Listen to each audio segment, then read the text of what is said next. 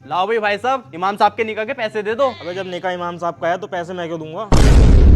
अरे भाई साहब, हमारे कहने का मतलब ये है, जो इमाम साहब के सालाना पैसे जाते हैं वो पैसे देने हैं आपको। लाओ जी भाई साहब, इमाम साहब के निकाह के पैसे दे दो। ये लो भाई साहब 500 रुपए। ये तो तुम्हारे आ गए, अपने अब्बा के भी दो। इमाम साहब ये अब्बा के ही तो हैं। तो फिर अपने दो। मैं अपने इसलिए ना दे रही, मेरी बहू मैके गई है। अरे तो भाई साहब, बहू थोड़ी देगी पैसे, पैसे तो तुम दोगे। बात वो नहीं है, मेरा चल गया बहू से झगड़ा, क्या पता फैसला ही हो जा।